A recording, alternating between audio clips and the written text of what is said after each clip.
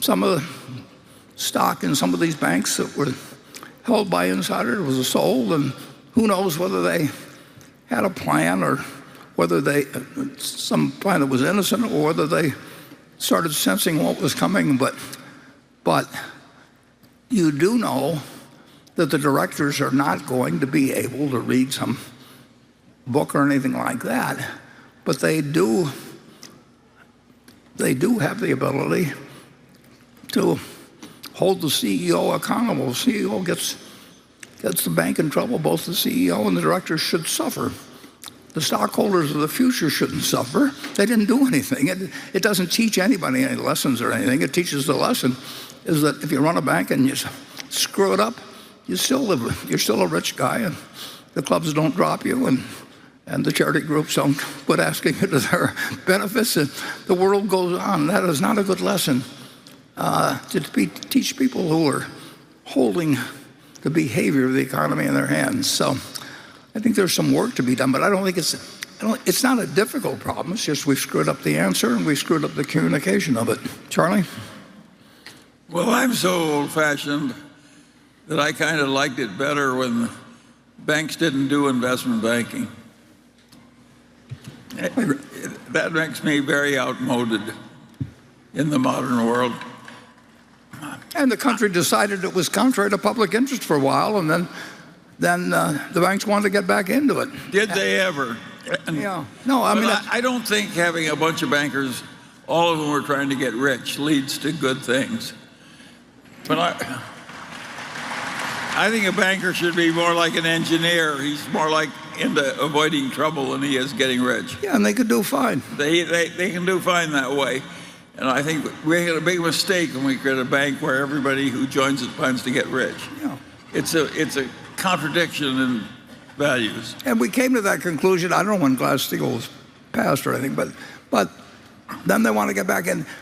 How many of you know, and maybe I'm wrong on this, I haven't looked lately, but the Federal Reserve actually was given the responsibility for setting margin requirements. And they changed margin requirements a lot of times because it was known that people that borrow a lot of money cause a danger to the banking system if you get too many in the picture and all of that sort of thing. And what's happened? The banks figured out 1,000 different ways to get so you could borrow on a 100% margin, and through derivatives and everything. They just totally distorted all the lessons that were learned in the '29 crash. Imagine taking banking into derivative trading. Who in his right mind would have allowed that? Yeah. Well, there's more money in it. Well, that's why they're in it. Yeah. But it isn't necessarily a great social outcome for the rest of us. Well, that's what those Senate committees decided back in 1931 and 32, and then in the late 1990s, particularly. I mean, very decent people, but Bob Rubin and some of the people, they said, this is the modern world, and here's what the modern world has turned out to hand us. And banking can have all kinds of new inventions, but it needs to have old values. And well, if we don't know what's going to happen, because there are a lot of things that could happen out of the present situation. Depositors will not lose money. Stockholders and debt holders of the holding company and all that, they should lose money. And if people borrowed out on commercial real estate, and now it isn't, the loans aren't getting extended, they should leave. It's too bad. I mean, that's part of borrowing on 100% margin, which is what people have been doing in commercial real estate. You've got to have the penalties hit the people that cause the problems, and if they took risks that they shouldn't have, it needs to fall on them if you're going to change how people are going to behave in the future.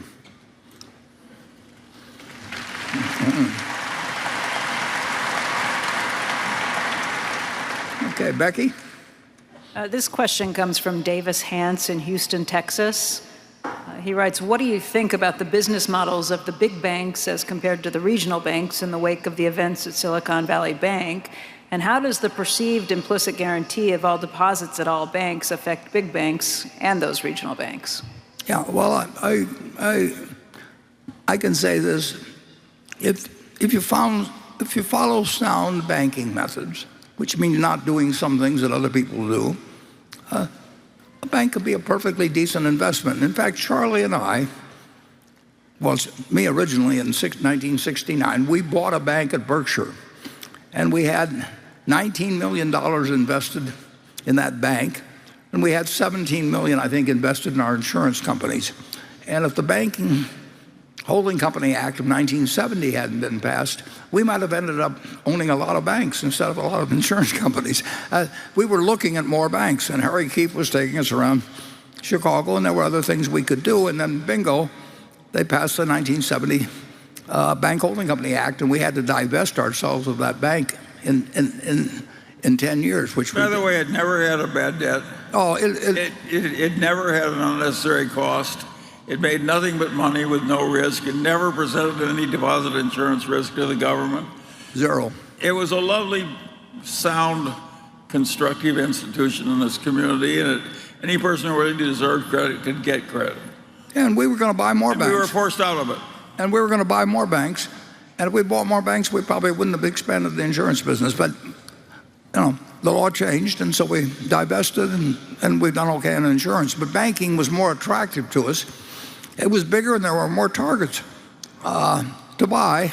And you could run a perfectly sound bank then, and no negotiable certificates of deposit, all these things, all the inventions that came later, and you could still run it today, and you could earn a lot. You could earn good money, very good money, and we would have found more banks, but we're precluded from doing that, and we sold bank stocks in the last. Well, we sold them first when the pandemic broke out, and then we sold some more in the last 6 months. And we don't know where the shareholders of the big banks necessarily, or the regional banks or any are heading. I've got my bank. I've got my own personal money, and I'm probably above the FDIC limit. And I've got it with a local bank, and I think I don't worry about it in the least. But in terms of owning banks, events will determine their future, and you've got politicians involved. You've got a whole lot of people don't really understand how the system works, and I would say that you've had something less than a perfect communication between various people and the American public. So the American public is probably as confused about banking as ever, and that has consequences. And nobody knows what the consequences are because every event starts recreating a different dynamic. I mean, in physics, you know that pi is going to be 3.14, infinite number of numbers after that. But no matter what happens, but you don't know what has happened to the stickiness of deposits at all. It got changed by 2008. It's gotten changed by this. I mean, and that changes everything. And so we're very cautious in a situation like that about ownership of banks, and we do remain with one bank holding a deal, but we originated that deal, and with the Bank of America. And I like Bank of America. I like the management, and I proposed the deal to them, so I stick with it. But do I know how to project out what's going to happen from here? The answer is I don't, because I've seen so many things in the last few months which really weren't that unexpected to me to see, but which reconfirmed my belief that the American public doesn't understand our banking system, and some people in Congress perhaps don't understand it any more than I understand. I don't understand where the spaceships go. I mean, there's all kinds of things I don't know about, but if you're in Congress, you take a position on everything, and sometimes it's to your advantage, if you really understand it, not to say exactly what you feel, and here we are. Charlie, yeah. Well, a lot has happened in banking in my lifetime. I welcomed all that early banking of the deserving immigrants by the early Bank of America. And I think all the credit cards, when they came in as original bank cards, were a great contribution to civilization. But the gamier it gets and the more it looks like investment banking, the less I like it as a citizen.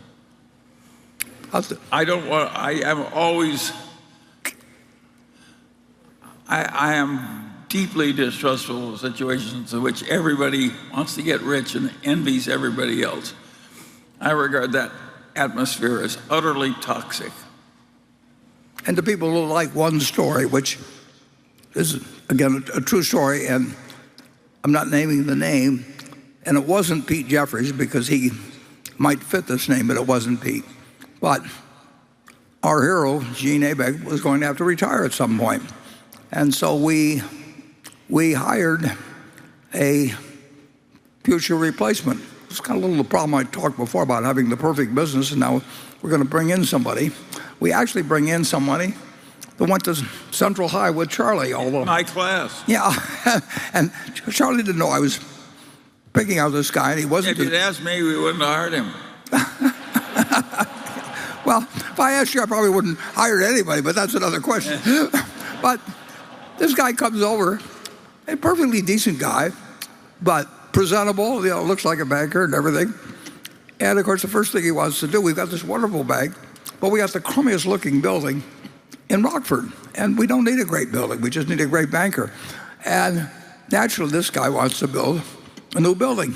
And because we were the most profitable bank, but we didn't look like we were the most profitable bank. And so I told him he could have any building he wanted as long as it was not higher than, it had to be shorter than our nearest competitor. And he lost interest totally.